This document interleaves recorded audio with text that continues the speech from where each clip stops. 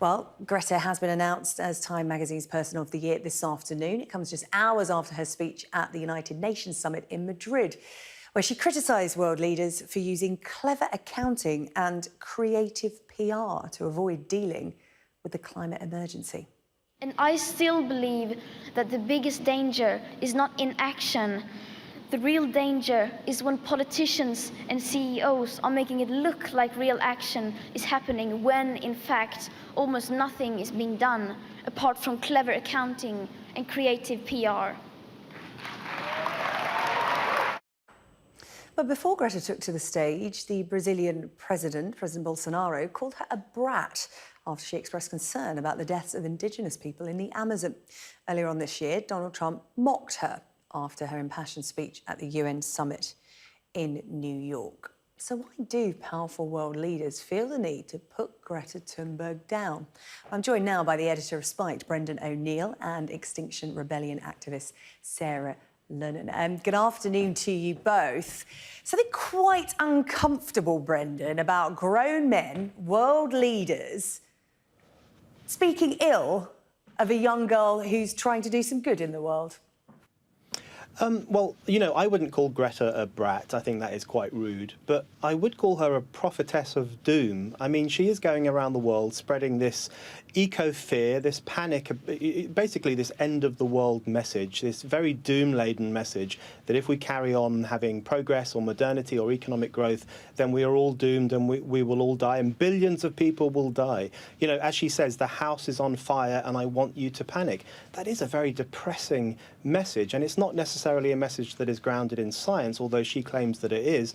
So I think it's absolutely fair to criticise Greta Thunberg, and I would say that Greta's supporters, they can't have it both ways. They can't say on the one hand that she is this font of political wisdom that we all must listen to, and on the other hand she is this innocent child we must never criticise. They have to pick one side. My view is it's perfectly legitimate to criticise her rather scary, fearful, unrealistic message that she's promoting to the world. OK, Sarah, the president of Brazil has called Greta a brat. Brendan's called her a prophetess. Can't even say it.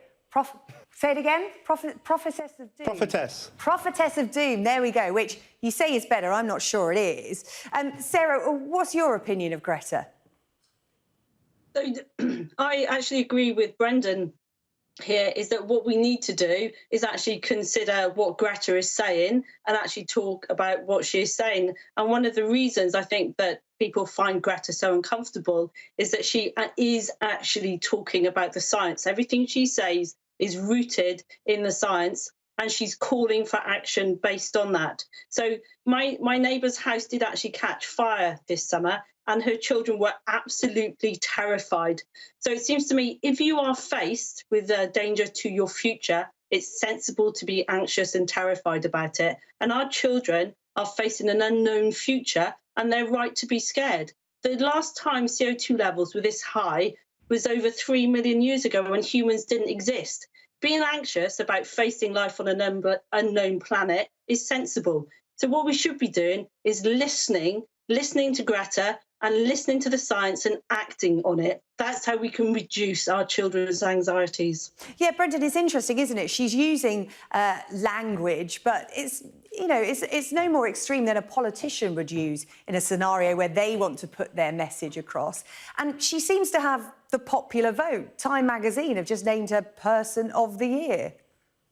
Well, you know, my view is that I don't think Greta is at fault here. I think Greta is being exploited, if I'm being honest. I think she's been exploited by adults, by the environmentalist movement, and by, you know, world politicians, world leaders who are using her pushing her to the forefront of a campaign that is increasingly depressing and fearful and even anti-human.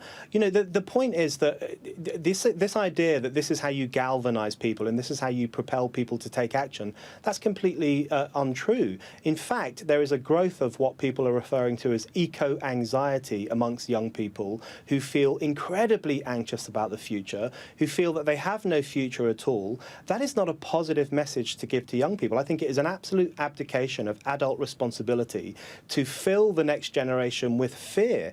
And I think actually that the person who loses out most from the cult of Greta Thunberg is Greta Thunberg herself, who has been told by adult after adult that the world is coming to an end and that she must live in a permanent state of panic.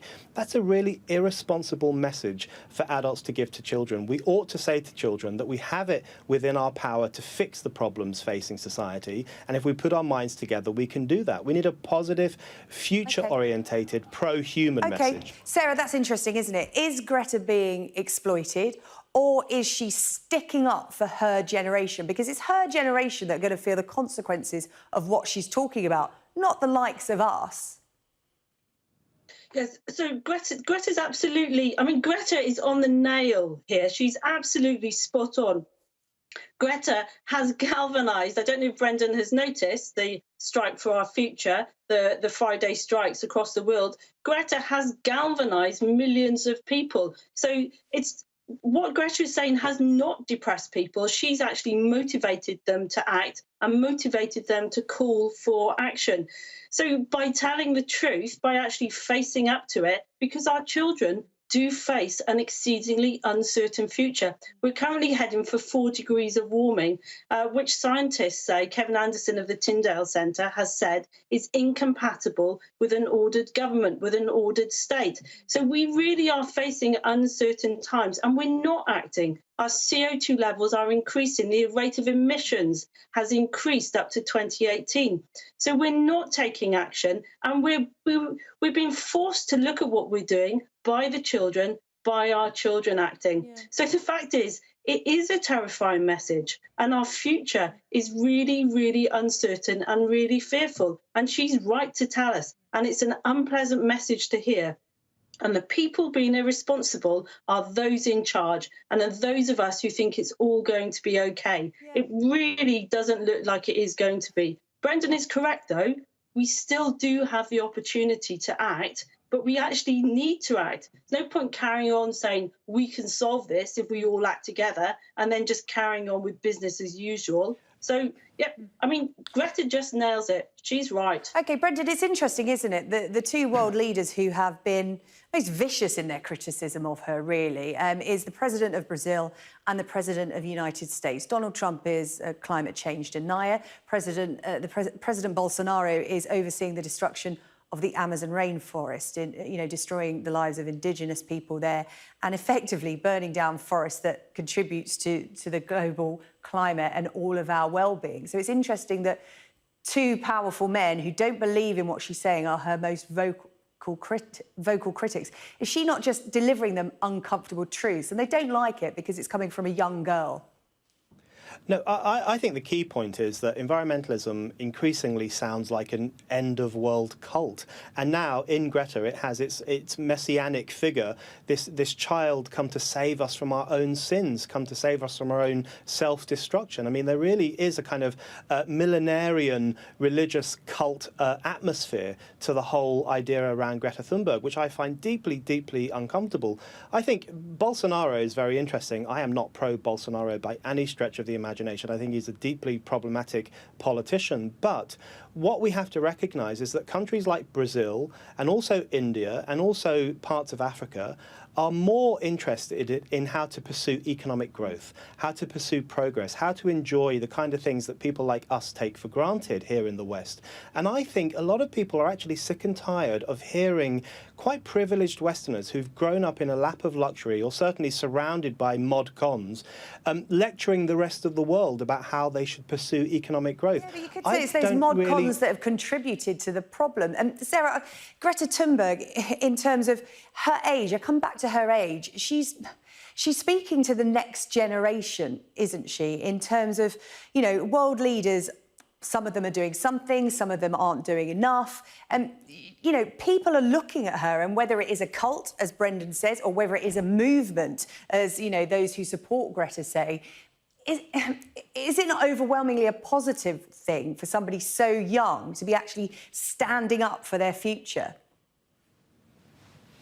So it's That Greta has been able to mobilise so many people is a positive thing, in that it has forced us to acknowledge what the science is saying. It's forced people like yourselves to actually start talking about the climate crisis and the emergencies we face. So Greta has managed to do that. That she is so young makes it so much more remarkable, and well done on time for making her Person of the Year.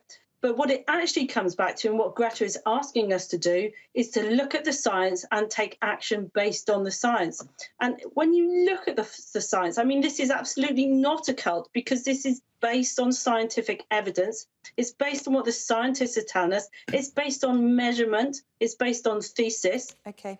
And it is saying we are in deep, deep trouble. The scientists are telling us we actually have to act now. Okay. So this is not a doomsday cult. This is people looking at the scientific evidence of the world around us and saying everything is going to change. Our climate, our weather systems are no longer stable. Sarah, We do not know what's going to happen. OK, So Sarah, we do she's have to right. leave it there. We've run out of time. We will be talking a lot more about Greta throughout the day. Obviously, she's just made that big speech at the UN summit, and she's been voted Time Magazine's Person of the Year. Brendan O'Neill and Sarah Lunnon, thank you very much for your contribution to the Greta Thunberg debate. I'm sure you'll have your say as well on social media at Sky News, #SJM Show. Coming up.